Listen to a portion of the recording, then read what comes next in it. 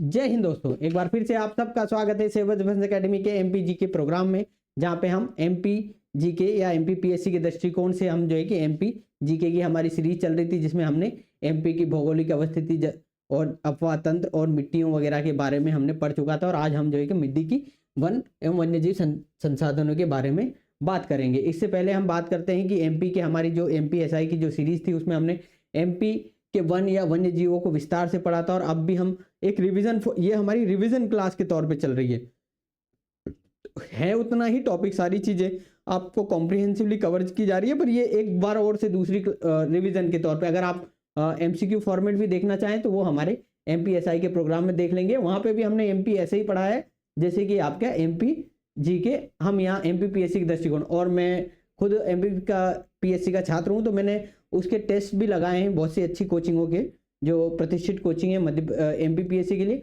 उनमें जो मैंने पढ़ाई है जो एमपीएसआई की, उसमें से आपको डायरेक्टली क्वेश्चन या उसी तरीके की चीजें उसमें से आराम से आपको क्वेश्चन बनेंगे। ये मेरी आपसे मतलब ये मैं आपको श्योरिटीज के साथ कह सकता हूँ। चलिए सबसे पहले बात करते हैं कि वन सबसे पहले वन या वन्यजीव संसाधन। तो सबसे पहले हम एक बात करते हैं वन्यजीव संरक्षण अधिनियम। क्या क्या चीजें? पहला, वन्यजीव संरक्षण अधिनियम एक्ट 1972, वन्यजीव संरक्षण अधिनियम 1972, और आपका प्रोजेक्ट टाइगर कब हुआ था? वो आपका हुआ था 1973 में पेश किया गया था। ये चीजें इसलिए आई थी वन्य जीवों के संरक्षण, क्योंकि उस समय पे यूनेप वगैरह की स्थापना विश्व स्तर पे हो चुकी थी, और विश्व स्तर पे पर्यावरण संरक्षण और वन एवं वन्य जीवों के संरक्षण से संबंधित विभिन्न प्लेटफॉर्म्स पर जो है कि आपके इसकी चर्चाएं चल रही थी। इससे संबंधित दृष्टिकोण या वन संपदा वगैरह के जो है कि महत्वपूर्ण या जैव विविधता से संबंधित काफी चर्चाएं हो रही थी, और इसके महत्वपूर्ण या इसके इंपोर्टेंस के बारे में बातें हो रही थी, और इनके संरक्षण की बात कही जा रही थी। उसी में जो है कि आपका भारत सरकार ने वन्यजीव संरक्षण अधिनियम 1972 पास किया गया। इसके इस वन्यजीव संरक्षण अधिनियम के तहत जो कि जो हमारे शिकार है, जैसे कि जो जीव जंतु वगैरह शिकार हैं, या पेड़, ऐसे पेड़ पौधे जो कि या तो विलुप्त हो रहे हैं या कम मात्रा में पाए जाते हैं, जैसे चंदन वगैरह, बहुत सी चीजों पे आपके इनके व्यापार पे या इनको काटने पे प्रतिबंध लगाया गया है। इसी के थ्रू जो आपका हमारे जो नेशनल पार्क्स वगैरह है, वाइल्ड लाइफ सेंचुरी वगैरह भी इसी एक के थ्रू जो है कि उनका जो आपका रेगुलेशन किया जाता है, ठीक है। और इसी एक के थ्रू वो बनी है। प्रोजेक्ट टाइगर भी जो है आपका सबसे महत्वपूर्ण है, यानी कि जो हमारे देश में प्रोजेक्ट जो टाइगर से उनकी संख्या बढ़ाने में इस एक्ट ने सबसे महत्वपूर्ण भूमिका निभाई थी। और मध्य प्रदेश में जो आपके कि 9 प्रोजेक्ट टाइगर के तहत जो आपके 9 नेशनल पार्क और wild life sanctuary, 2 wild life sanctuary है, और आपके 7 जो है कि नेशनल पार्क घोषित किए जा चुके हैं। और जो प्रोजेक्ट ये कौन अथॉरिटी करती है? तो tiger conservation authority, national NTCA इसको जो है कि कार्यान्वयन एनटीसीए जो इसका पूरा कार्य देखती है। और एनटीसीए के अध्यक्ष कौन होते हैं? जो वन्य जीव जो हमारे पर्यावरण मंत्री होते हैं, वो इसी के अध्यक्ष होते हैं, ठीक है। पर्यावरण मंत्री, ठीक है, पर्यावरण मंत्री इसके अध्यक्ष होंगे। और इसमें एक और चीज है कि जो पहले क्या था कि वन या वन्य जीव या वन जो है आपके पहले 42वें संविधान संशोधन से पहले वन जो है आपके राज्यों के विषय थे, परंतु 42वें संविधान संशोधन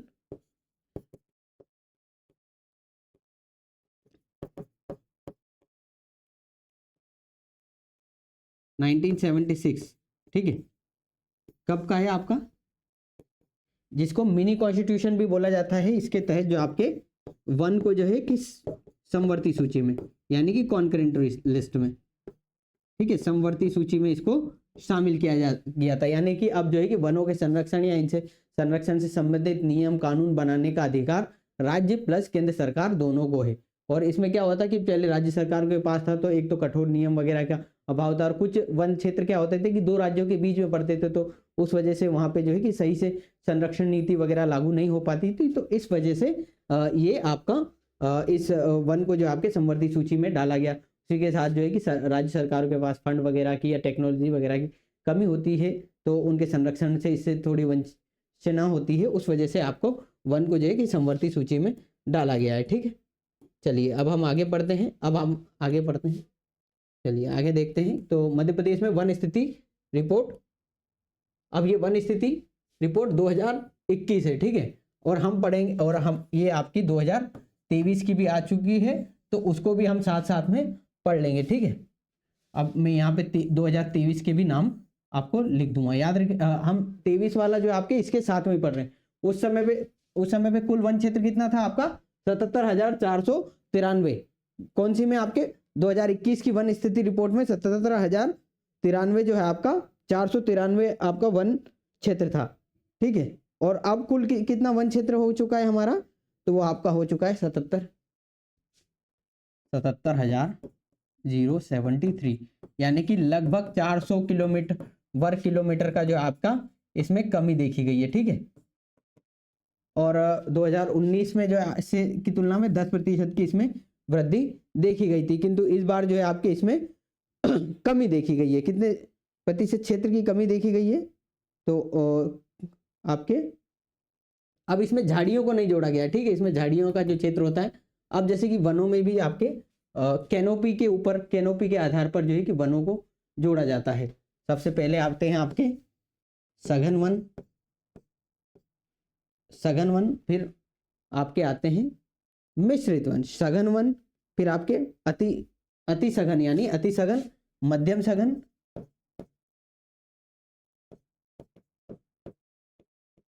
ये अति, और मध्यम और मिश्रित। ठीक है, इसमें आपके 70% से अधिक जो है आपकी कैनोपी होती है, यानी कि पेड़ों की जो है कि उनके बीच की दूरियां वगैरह माप के इसको कंसीडर किया जाता है। और आपका ये 40 से 70 के बीच में होता है, और ये 10% से 40% के बीच में होता है। मिश्रित सघन वन, ये वनों के प्रकार है ना, वनों के प्रकार इकाई के आधार पे ये आपके वह जो है आपके कि वहाँ पे जो क्षेत्र है या वहाँ पे पेड़ पौधे कैनोपी के आधार पे, और आपके जो झाड़ियाँ होती हैं वो आपकी होती हैं 10 जहाँ पे कैनोपी जो होता है आपका 10% से कम होता है, वहाँ पे जो आपके झाड़ियाँ होती है। ठीक है, ये ध्यान आप रखिएगा। चलिए ठीक है, अब हम तो मैंने आपको कितना बता दिया आपका कि 2023 में कितना है आपका 77,073 किलोमीटर स्क्वायर है। ठीक है, ये आपका 2023 में है, और वृद्धि 2019 से 2000 वर्ग में यहाँ पे वृद्धि की गई थी, पर यहाँ पे कहीं ना कहीं। और भौगोलिक क्षेत्र का कितना प्रतिशत है? कुल भौगोलिक क्षेत्र का 25.14% है, और इस समय पे कितना है आपका 25% है ना, तो यानी कि 0.14% की इसमें कमी देखी गई है। अब उसके बाद हम सर्वाधिक वन क्षेत्र की बात करें तो ये 2021 में था। ठीक है, अब 2023 की हम बात करते हैं। तो सबसे अधिक कहाँ पे कौन सा क्षेत्र है? तो बालाघाट, बिल्कुल सही है। सबसे अधिक जो कहाँ पे आपका बालाघाट में। दूसरे नंबर पे आपका इसमें भी बालाघाट है। ठीक है, 2023 की में बालाघाट, फिर छिंदवाड़ा, फिर बैतूल, और इसमें एक और चौथा क्या है आपका? तो ये पहला, दूसरा, तीसरा और चौथा आपका क्या है? तो वो है आपका मंडला। ठीक है, मंडला जो है आपका इसका चौथा स्थान है। ठीक है, और ये वन क्षेत्र इतने ही। और सबसे न्यूनतम वन क्षेत्र, यहाँ वन क्षेत्र की बात की जा रही है अभी यहाँ प्रतिशत की बात नहीं जा रही है, वन क्षेत्र की बात की जा रही है। तो ये 2021 का है, और ये 2023 का आपका क्या होगा? तो सबसे पहले इसमें शाजापुर चेंज हो जाएगा, है ना, शाजापुर, फिर आपका आएगा उज्जैन, और फिर आपका 1, 2 और तीसरा आपका आएगा आगरमालवा। ठीक है, आगरमालवा, और आपका फिर है चौथा निवाड़ी। ठीक है, तो इसमें क्या क्या चेंजेस हुए हैं 2023 में 2021 के मुकाबले? सबसे अधिक क्षेत्र की बात करें वन क्षेत्र की, तो सबसे अधिक बालाघाट में, फिर छिंदवाड़ा में, फिर बैतूल में, फिर मंडला में। और सबसे कम क्षेत्र की बात करें तो अब जो 2023 की रिपोर्ट के अनुसार शाजापुर, उज्जैन, आगरमालवा और निवाड़ी में है। ठीक है, ये आप ध्यान रख लीजिएगा। और ये 25% जो आपका अब हो चुका है। और क्षेत्र के तो 77,073 किलोमीटर वर्ग, यानी कि लगभग 400 किलोमीटर का वन क्षेत्र की जो आपके लगभग कमी देखी गई है। और हमने सघन वन और अति सघन वन, मध्यम सघन वन, मिश्रित वन और मतलब खुले वन या झाड़ियों के बारे में हमने आपको बता दिया था कि कैसे क्या है। ठीक है, तो ये आप देख लीजिएगा। अब हम चलते हैं आगे। अब हम प्रतिशतता के आधार पर बात करते हैं। तो ये आपके प्रतिशतता के आधार क्या है आपका 2021 का। ठीक है, अब हम बात करते हैं 2023 में जो रिपोर्ट आई है उसमें सर्वाधिक जो आपका वन क्षेत्र है आपका उमरिया देन बालाघाट, श्योपुर और मंडला। ठीक है, उमरिया में कितना है आपका 55%, यानी कि उमरिया जिले का जितना क्षेत्रफल है उसका 55% क्षेत्र पे वन है। ठीक है सर, और इसका आपके है उतना ही 53%, इसका आपका 52%, तो इसका 46% है। ठीक है, और प्रतिशतता में जो आपके सबसे कम प्रतिशतता, प्रतिशत के आधार पर, तो उसमें क्या है सबसे कम आपका उज्जैन, देन शाजापुर, और उसके बाद आपका है आगर मालवा। ठीक है, आगर मालवा और उसके बाद शाजापुर है। ठीक है, याद रखिएगा ये शाजापुर है। ठीक है, तो प्रतिशतता के आधार सबसे कम, सबसे अधिक में उमरिया, बालाघाट, श्योपुर, मंडला, और कम में जो प्रतिशतता के आधार पर उज्जैन, शाजापुर, आगर मालवा और आपका ये जो है रतलाम है। ठीक है, रतलाम याद रखिएगा। और अगर अधिकता में बात करें तो सबसे अधिक वन क्षेत्र किसके जिले में है, तो वो आपके बालाघाट, छिंदवाड़ा, बैतूल और मंडला में। और क्षेत्र सबसे कम क्षेत्रफल कितने में है, तो शाजापुर, उज्जैन और आपका आगर मालवा और फिर आपका निवाड़ी है, याद रखिएगा। ठीक है, चलिए अब हम आगे चलते हैं। ठीक है, वनों के वर्गीकरण की बात करें तो जलवायु के आधार पर अगर वनों को, अब हमने जो है कि वो कैनोपी या वो क्या देखा था हमने, वनों का जो वर्गीकरण जो या बात करें तो उसका बंटवारा हमने देखा था क्या है आपके अति सघन वन, मध्यम सघन वन, खुले वन और झाड़ियों के आधार पर कि किस किस प्रतिशत कैनोपी जितना होगा आपका, उसके आधार पर हमने परिवर्तन देख लिया। अब जो मुख्य आधार होता है जलवायु परिवर्तन के आधार, जलवायु के आधार पर, तो अगर हम देखें तो मध्य प्रदेश से जो हमारी कर्क रेखा है मध्य प्रदेश के लगभग 14 जिलों से निकलती है। और राज्यों में आपकी बात करें तो केंद्र में राज्यों में कितने, गुजरात से, राजस्थान से, मध्य प्रदेश से और छत्तीसगढ़ से, झारखंड से, पश्चिम बंगाल से और त्रिपुरा से और मिजोरम से पास होती है। और ये लगभग जो 23.5 डिग्री की कर्क रेखा है हमारी, इसी से पास होता है। और इसके जो है कि ये 23.5 डिग्री जो कर्क रेखा और मकर रेखा भी जो आपके दक्षिणी गोलार्ध में ये 0 डिग्री की लाइन होती है। ठीक है, और ये आपके 23.5 डिग्री जो आपके मकर रेखा होती है, इस दोनों के बीच के क्षेत्र को इसको उष्णकटिबंधीय क्षेत्र कहते हैं। और इसके बाद से 23.5 डिग्री से लगभग 66 डिग्री तक का जो क्षेत्र होता है उसको उपोष्णकटिबंधीय क्षेत्र बोलते हैं।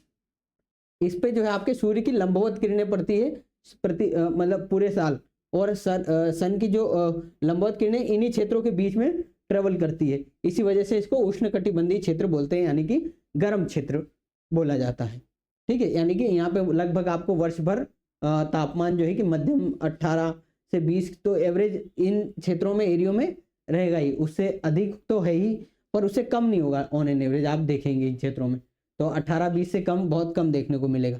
ठीक है, तो ये आपकी भौगोलिक अवस्थिति में, अब तो इसमें ये मुख्य कारण क्या है, तो इस वजह से आपके मध्य प्रदेश में वनों के प्रकार, तो मध्य प्रदेश में आपके, और अब फिर आता है आपका क्या है उष्णकटिबंधीय शुष्क पर्णपाती वन।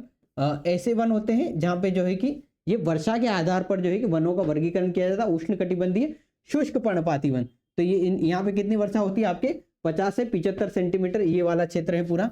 ठीक है, ये वाला क्षेत्र बुंदे जो हमारे जो ग्वालियर वगैरह या जो चंबल वगैरह का क्षेत्र है, ये वाले क्षेत्र में वर्षा वगैरह कम होती है, तो इसको उष्णकटिबंधीय शुष्क पर्णपाती वन या कटीले वनों का क्षेत्र भी जो है कि आपका ये कटीले वन वगैरह यहाँ पे पाए जाते हैं आपको। और इसमें जो है कि पर्णपाती से तात्पर्य वो है कि जब वसंत ऋतु के समय में जब पत्ते अवशोषण यानी कि अवशोषण से बचने के लिए अपनी जो है कि जल क्षमता, जैसे क्या होता है कि उनके आस पड़ोस में के क्षेत्र में क्या होता है कि वहां से जैसे जैसे सूरज की किरणें बढ़ेगी तो वहां से जो है कि वाष्पोत्सर्जन अधिक होगा, तो उसको बचाने के लिए वो आस पड़ोस के क्षेत्र में, आसपास के क्षेत्र में अपने पत्ते गिरा देते हैं। इससे वहां का जो है कि वाष्पोत्सर्जन कम होता है, जिससे कि पेड़ों को जो है कि नमी वहां पे मिल जाती है और जो है कि उनके पानी की कमी नहीं होती है। ठीक है, अब उसके बाद हम बात करते हैं उष्णकटिबंधीय पर्णपाती वन। ये शुष्क पर्णपाती वन जो है आपके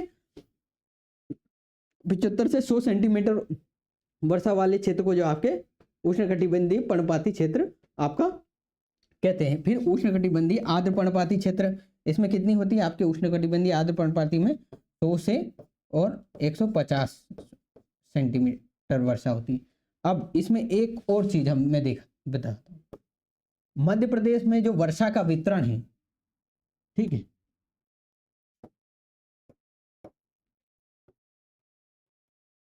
वर्षा का वितरण यहाँ पे भी देख लेते हैं, आगे तो हम देखेंगे जब जलवायु और अच्छे से पढ़ें। तो मध्य प्रदेश में वर्षा के वितरण की हम बात करते हैं तो मध्य प्रदेश में आपके पूर्व और पश्चिम, पूर्व से लेकर पश्चिम में अगर हम जाते हैं तो वर्षा जो है आपके घटती है। ठीक है, ठीक है, और जो आपका उत्तर और दक्षिण, उत्तर से दक्षिण से लेके उत्तर की ओर जाएंगे तो भी वर्षा घटती है। ठीक है, वर्षा की मात्रा जो है आपके घटती, प्रतिशतता घटती है ना। इसी वजह से ये क्षेत्र थोड़ा शुष्क क्षेत्र होता है, यहाँ पे वर्षा कम होती है। और बुंदेलखंड वाला क्षेत्र भी जो है कि इस क्षेत्र में भी वर्षाएं लगभग कम होती है। और मुख्यतः क्या होता है कि यहाँ पे क्षेत्र में नदियाँ, केन नदी ही और बाकी क्षेत्र थोड़ा सूखा क्षेत्र हो जाता है। इस वजह से यहाँ पे जो है कि आप देखते हैं कि गर्मी के दिनों में वर्षा की मात्रा सबसे कम होती है और जो आपके पीने के लिए भी लोगों को जो है आपका मुसीबतें उठानी पड़ती है। ठीक है, तो ये आपके वर्षा के वितरण के आधार पर ही वनों का वर्गीकरण होता है।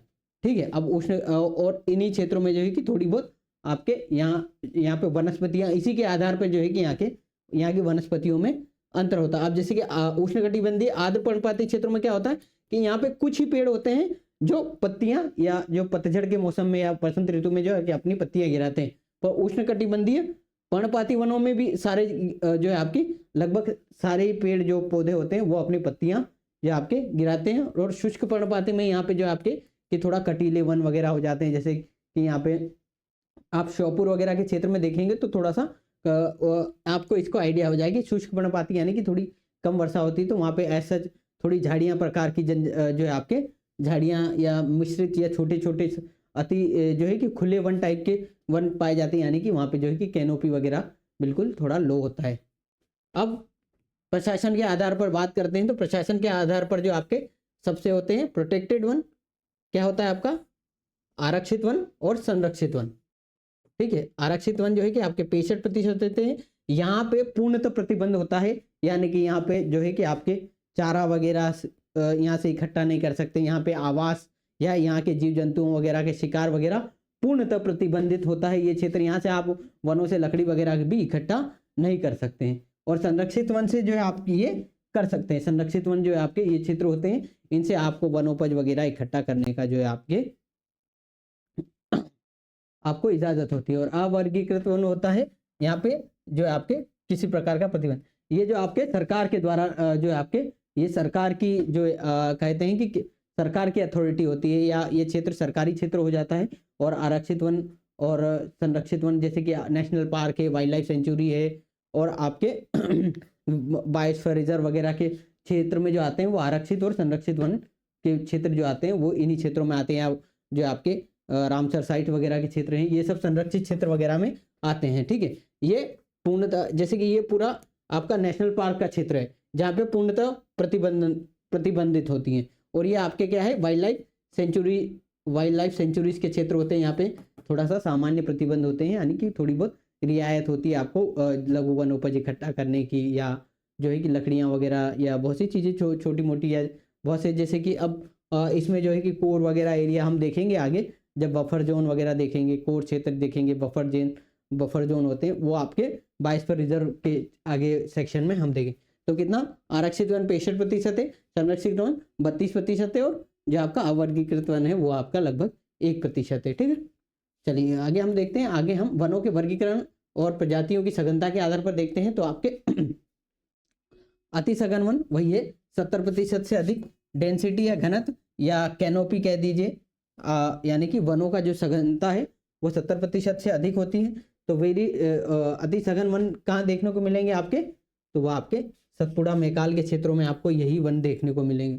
ठीक है, ये लगभग ये वाले क्षेत्र में आपको अति सघन वन देखने को मिलेंगे। फिर मध्यम सघन वन जो आपका जिनमें 40 से 70%, तो ये वाला क्षेत्र है आपका, ये वाले क्षेत्र में आपको थोड़े से कम, यानी कि जो सतपुड़ा का जो क्षेत्र है उसमें आपको लगभग मुख्यतः जो पूर्व की ओर जो आपका अति सघन वन और पश्चिम की तरफ जो है कि थोड़ा मध्यम सघन वन भी आपको, और जो आपके जो विंध्याचल है वहां पे आपको मध्यम सघन वन जो आपके देखने को मिलेगा। और ये जो क्षेत्र है इस क्षेत्र में आपको खुले वन, श्योपुर वगैरह के क्षेत्र में या इस क्षेत्र में मालवा के कुछ एक क्षेत्र में, इस क्षेत्र में आपको खुले वन यानी कि लगभग 10 से 40% जो आपके इसमें वन वो घनत्व होता है वनों का। और इसी में जो आपके जो झाड़ियां भी इसी में पाई जाती हैं। ठीक है, झाड़ियां ये जो श्योपुर वगैरह के क्षेत्र में जो है कि जहाँ पे और कम होता है वहाँ पे झाड़ियां होती हैं। अब आते हैं कि मध्य प्रदेश में प्रजातियों की बात में सबसे अधिक प्रजाति जो है कि पेड़ों की जो पेड़ होते हैं वो सागौन के वृक्ष होते हैं लगभग 20%, और उसके बाद जो आपके होते हैं साल के वन आपके जो है कि 4.15%, और मिश्रित वन जो आपके कहाँ पे मध्य प्रदेश में आपके 58.4949% है। ठीक है, अब हम चलिए और अब आगे देखते हैं, आगे चीजों को अच्छे से देखते हैं। चलिए आइए, तो ये समझ आया होगा लगभग आपको। ठीक है, अब वन संपदा के आधार पर सर्वाधिक जो आपका कि हमारे मध्य प्रदेश में सबसे अधिक कितना है, सागौन लगभग 20%, ये 4.15%, और उसके बाद आता है बांस। बांस जो है कि सबसे मुख्य चीज, बांस भी मध्य प्रदेश में बहुत अधिक पाया जाता है। और जैसे कि जो इंदौर में जो अगर आप एक नवलखा बस स्टैंड देखेंगे तो वहाँ पे जो आपके बांस ट्रीटमेंट प्लांट भी जो आपका खोला गया है। ठीक है,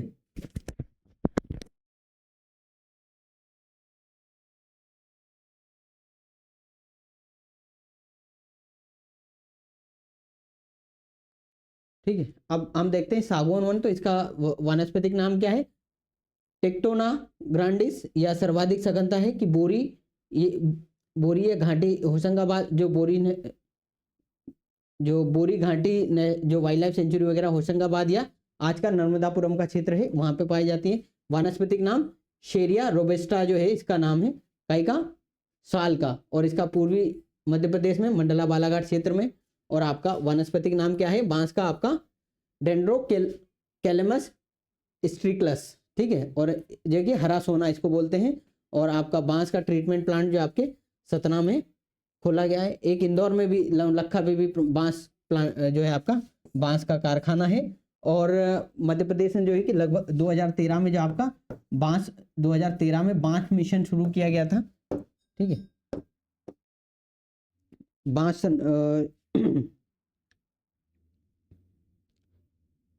हाँ, राज्य जो है कि एमपी बांस मिशन जो आपके 2013 में शुरू किया था, मध्य प्रदेश का एमपी बांस मिशन। ठीक है, ये शुरू किया गया था। और इसके बाद हम एक और चीज देख लेते,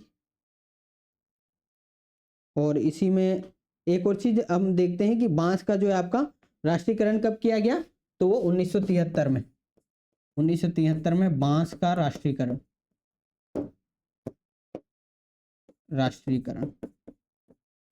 ये ध्यान रखिएगा। ठीक है, 1973 में किया गया है बांस का राष्ट्रीयकरण जो है कि 1973 में किया गया है। और साल बीज का ठीक है, साल बीज का राष्ट्रीयकरण कब किया गया है आपका, तो वो किया गया है 1973 1975 में, ठीक है, 1975 में साल बीज का राष्ट्रीयकरण किया गया है। ध्यान रखिएगा ये चीजें। और चलिए अब आगे देखते हैं, ठीक है, चलिए आगे देखते हैं कि लघु वनोपज या आर्थिक ऋण।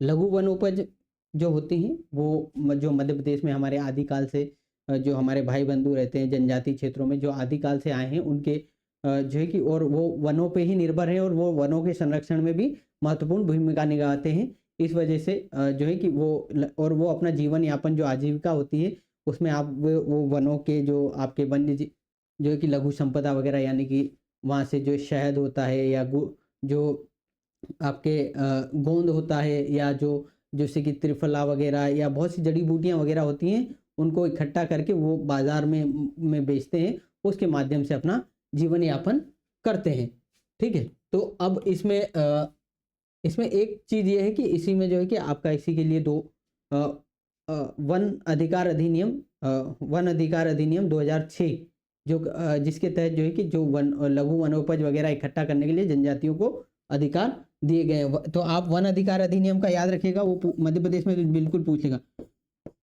वन अधिकार अधिनियम एक्ट या अधिनियम 2006, तो ये कब आया था, बस ये आप नाम याद रखिएगा। और पेशा एक्ट, यानी कि एक पेशा एक्ट है, यानी कि पैसा कमाओ एक्ट 1996, जिसको मध्य प्रदेश सरकार आप धीरे धीरे उसको और विस्तार, यानी कि panchayat extension in scheduled area, ठीक है।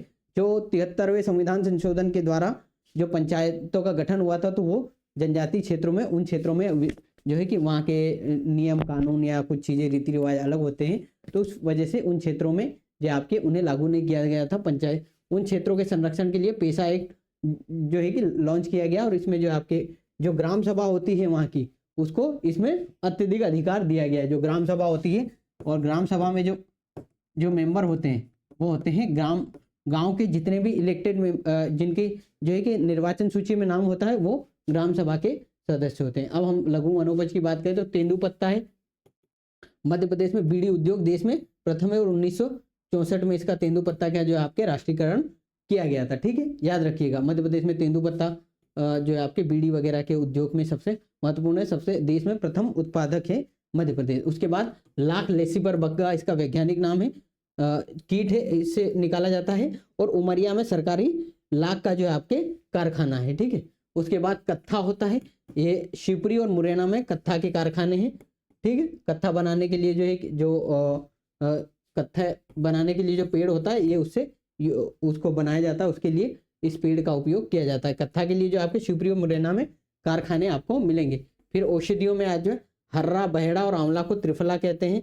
और महुआ जो है आपके मध्य प्रदेश की हेरिटेज शराब का दर्जा, मध्य प्रदेश में हेरिटेज शराब का दर्जा जो है कि महुआ की शराब को दे दिया गया। और इसके लिए जो आपके जो झाबुआ वगैरह के क्षेत्र में है, इसमें जो आपके एक जो है कि आपके इसके लाइसेंस भी दिए गए, यानी कि वहाँ पे जो आपके इसकी शराब भी मिलती है, ठीक है। क्योंकि हम देख रहे हैं कि लोग मान लीजिए कि शराब वगैरह पी रहे हैं, तो ये जो आपके आंवला जो महुआ की जो ओरिजिनल, क्योंकि क्या हो रहा है कि जो कच्ची दारू आ रही है बहुत सी जगह से, या जो केमिकल वगैरह या खाद वगैरह डाल के बना रहे हैं, उससे हम देख रहे हैं कि बहुत सी जगहों पे इससे मृत्यु लोगों की हो रही है। तो इससे अच्छा है कि हम महुआ की शराब को जो अगर प्रमोट करते हैं, तो उससे सरकार को भी रेवेन्यू जनरेट होगा, प्लस जो जनजातीय क्षेत्र हैं उनकी आय में वृद्धि होगी, और जो है कि उनका जो है आपके आर्थिक समावेशन भी जो है आपके अधिक होगा, और जो लोगों को भी जो है कि सही और स्वच्छ दारू मिल पाएगी। वन संरक्षण इतिहास, संस्थान और योजनाएं। तो सबसे महत्वपूर्ण संस्थाओं की बात करें तो आपके क्या है, भारतीय वन प्रबंधन संस्थान आपके भोपाल में है। कहाँ पे, ये आपको याद रखिएगा। और राज्य वन संरक्षण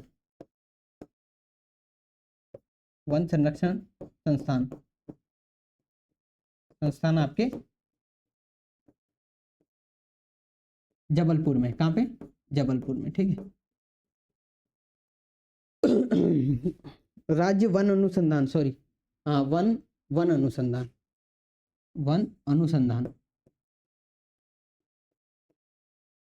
अनुसंधान संस्थान कहाँ पे है, तो वो आपके जबलपुर में है। और कब स्थापित हुई थी, तो आपके 1963 में, ठीक है। अब भारतीय वन प्रबंधन संस्थान भोपाल में कब स्थापित की गई थी? तो ये आपके 1942 में स्थापित की गई थी। ठीक है। फिर उष्णकटिबंधीय वन अनुसंधान आपके टिफरी कब है, कहाँ पे? तो वो आपके जबलपुर में है। ठीक है। उष्णकटिबंधीय वन, और ये आपके कब की गई थी? तो ये 1988 में। ठीक है, डेट याद रखिएगा। और उसके देवनारायण योजना जो है कि आयुष को बढ़ावा देने की शुरू की गई। चरण पादुका अनुदान तेंदुपत्ता संग्राहकों के लिए जो आपके उनके लिए शुरू की गई थी। और इसी में अब जो है कि तेंदुपत्ता संग्राहक जो संग्राहक होते हैं, जो इसका संग्रहण वगैरह करते हैं, उनके बच्चों की शिक्षा के लिए भी आपके विशेष कदम राज्य सरकार के द्वारा उठाए जा रहे हैं। ठीक है। वन विभाग की गतिविधियां प्रारंभ कब हुई? 1860 में। उसके बाद 1927 का जो है कि वन अधिनियम आया था। ठीक है, भारतीय वन अधिनियम 1927 आया था। इसमें जो है कि आपका जो जनजातीय क्षेत्र वगैरह है उसमें इसमें जो है कि इसमें कुछ चीज़ें उनके लिए रोक दी गई थी, लघु वनोपज वगैरह। और फिर जो है कि इससे संबंधित काफ़ी जंगल सत्याग्रह हुए थे इसके, इसीलिए ये जैसे कि वो 1930 के आसपास में मध्य प्रदेश में जो है कि मध्य प्रदेश में अलग अलग क्षेत्रों में आपको जंगल सत्याग्रह देखने को मिलेंगे। ठीक है। अब इसमें कुछ अगर हम देखें कि वन विकास निगम जो भोपाल में वो 1975 में बनी है। ठीक है, और भी चीजें हैं। फिर संरक्षण क्षेत्र हो जाएगी राष्ट्रीय उद्यान बनाम अभ्यारण्य। तो राष्ट्रीय उद्यान जो होते हैं, राष्ट्रीय उद्यान मानवीय क्रियाकलाप पूर्णतः प्रतिबंध और चराई पूर्णतः प्रतिबंध। मानवीय क्रियाकलाप की अनुमति प्लस चराई की पे प्रतिबंध नहीं, यानी कि थोड़े बहुत इसमें। और सबसे महत्वपूर्ण, अभ्यारण्यों का जो स्थापना होती है किसी एक प्रजाति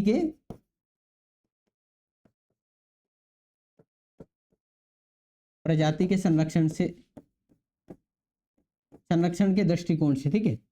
अब उसके बाद शुरू की जाती है, सबसे पहले अभ्यारण्य की स्थापना होती है तो उसमें किसी जो वहां पे विशेष प्रजाति पाई जाती है उसके संरक्षण को महत्व दिया जाता है, और वो तो साथ में बाकी प्रजातियां भी जो होती हैं उनके संरक्षण। और इसमें जो है कि लगभग पूरे पर्यावरण या आपके कहें कि पूरी जैव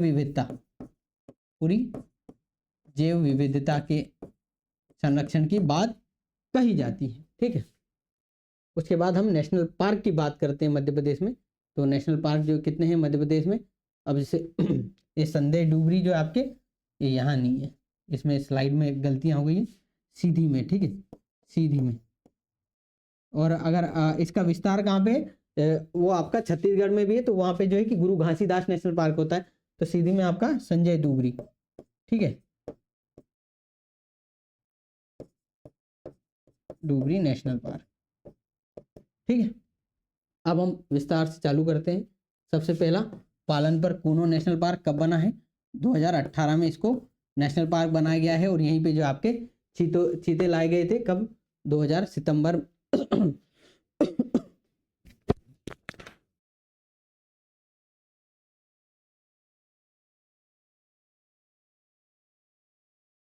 सितंबर माह में जो आपके 2021-22 में यहाँ पे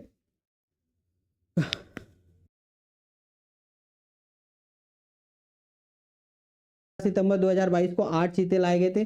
उसके बाद दक्षिण अफ्रीका से लाए गए हैं जो 2023 में 12 चीते, और अब 14 नवंबर को 8 चीते लाए गए हैं, वो आपके बोत्सवाना से लाए गए हैं। ठीक है, ये ध्यान रखिएगा आप। तो पालनपुर कूनो नेशनल पार्क आ गया। फिर ये बांधवगढ़, ये छोड़ो, ये तो अब मुझे कुछ नया ही करने दो।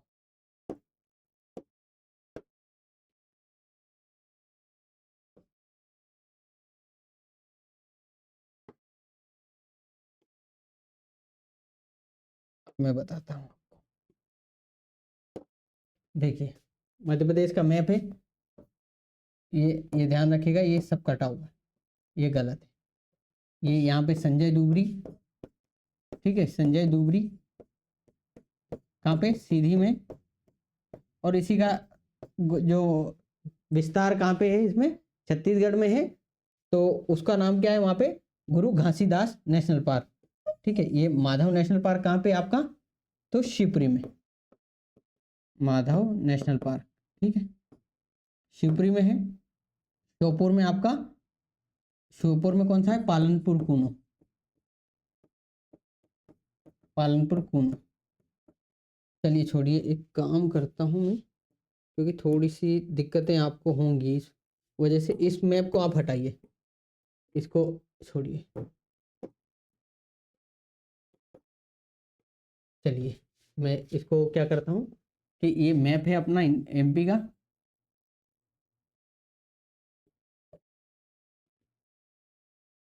तो ये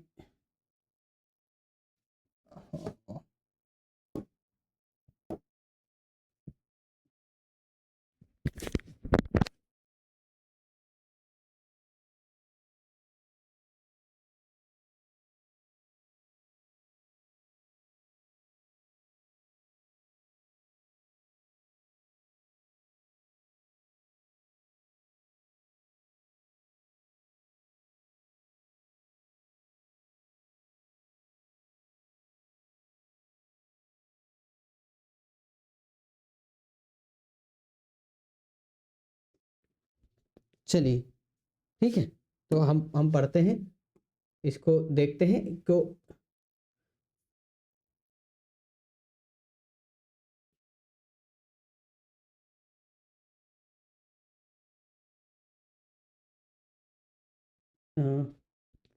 चलिए आज की क्लास जो है कि हम यहीं पे समाप्त करते हैं, और आगे की जो सूचनाएं आप, जैसे कि हम नेशनल पार्क और बाकियों को इनके अच्छे से, इसमें मैप सही नहीं है तो इसको और परिवर्तित करके मैं आगे की कक्षाओं में इनको अच्छे से, अगली क्लास में हमारे इनको सही मैप जो है कि इनको सही मैप लगा के आपको इसमें जो है कि अच्छे से विस्तार से और समझाऊंगा। बाकी जो चीज़ें हमने यहाँ तक समझी है, आप इसको ध्यान से याद रखिएगा, ये चीज़ें आपके परीक्षा के दृष्टिकोण से बहुत ही महत्वपूर्ण होती हैं। ठीक है, तो इसी के साथ आप सबका बहुत बहुत धन्यवाद। जय हिंद, जय भारत।